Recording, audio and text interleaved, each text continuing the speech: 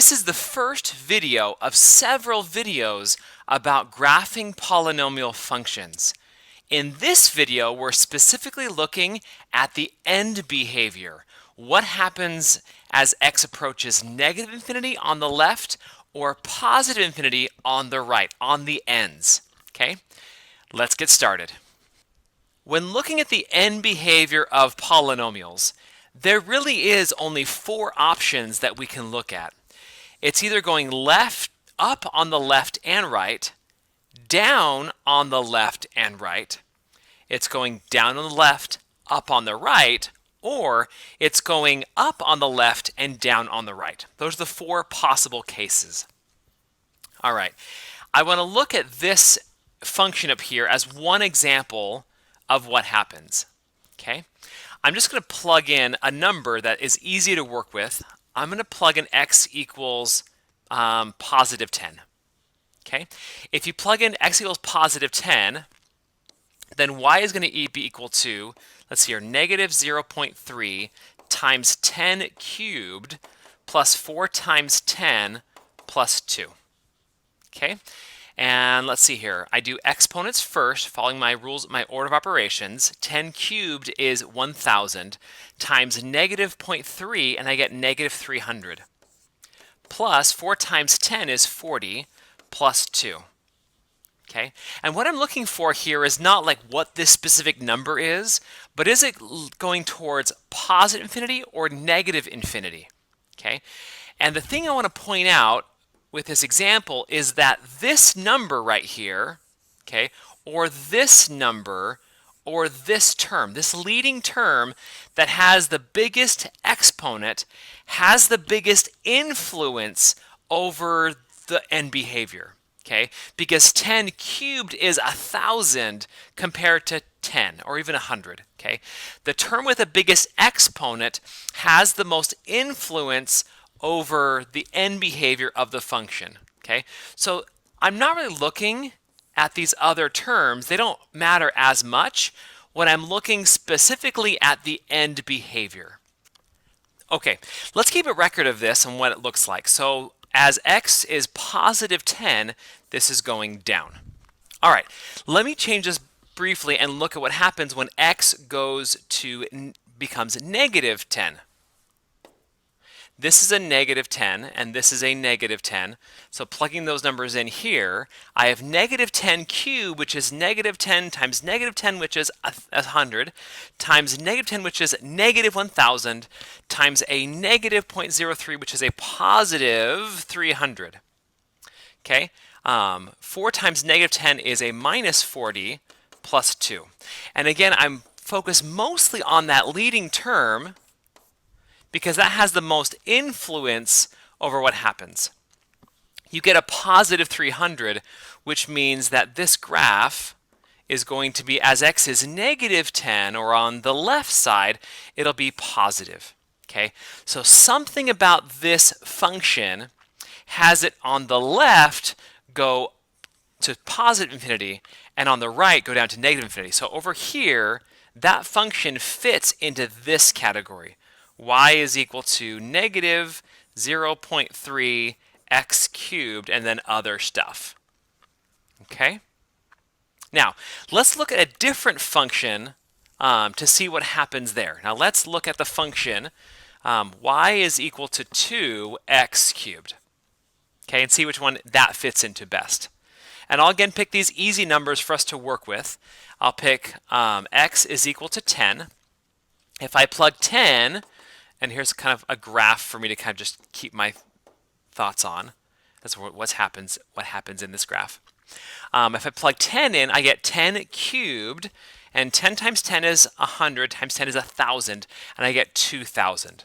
So it looks like it's going towards positive infinity when x is a large positive number.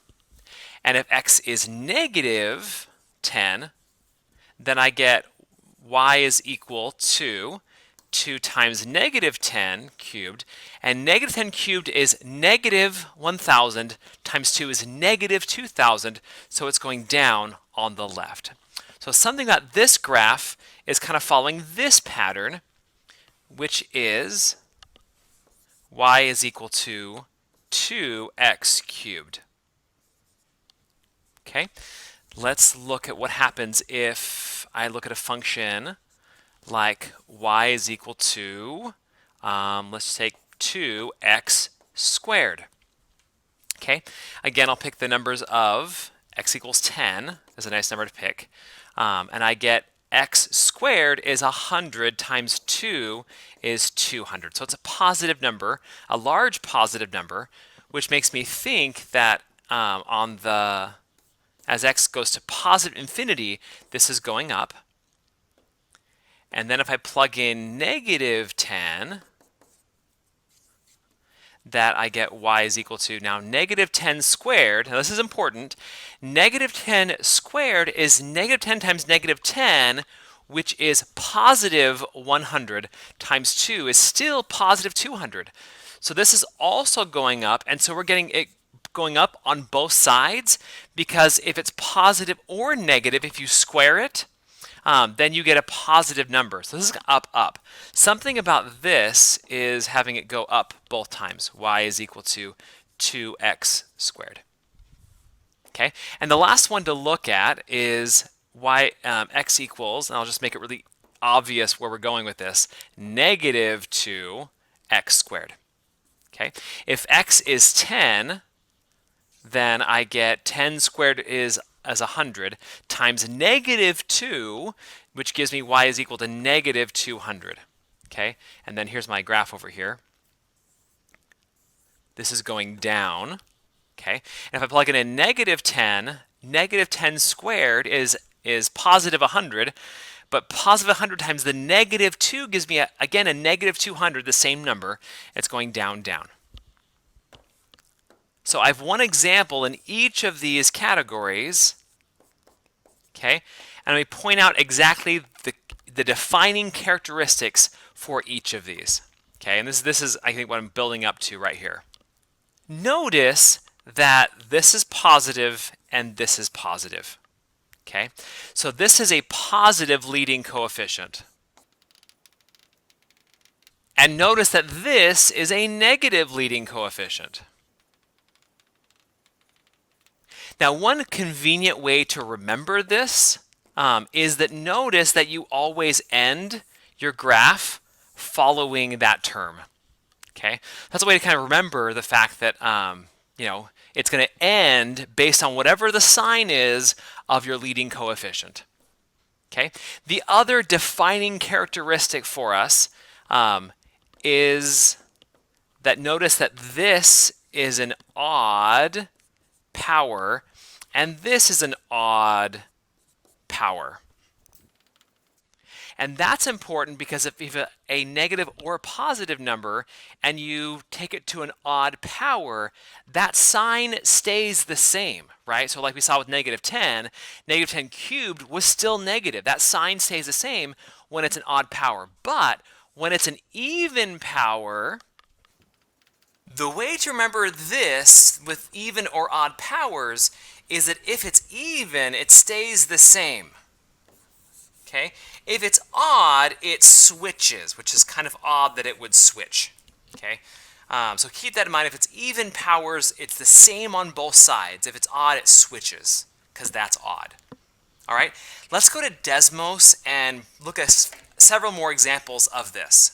All right, if I look at a positive leading coefficient to a odd power, then I do get that switching, and it will end positive like my leading coefficient, and so it starts negative. If I switch this to an even power, okay, then notice that they're both on the same, they're both going up because my leading coefficient is positive, and it's the same because it has an even power. Okay? If I make this a negative leading coefficient to an odd power, then I have it switching, right? Positive and negative left and right, but it's going, it's ending down like the sign, negative 2, and so it's starting up. It's starting up and going down. And then finally, negative 2 to an even power, like to the fourth power, Okay, it's on the same side, but they're both negative because it's ending negative and they're on the same side. Okay, this video was about end behavior for graphing polynomial functions. We saw that the important features is that leading term, and specifically if the degree is even or odd affects the end behavior, and if the leading coefficient is positive or negative. Thank you so much for watching.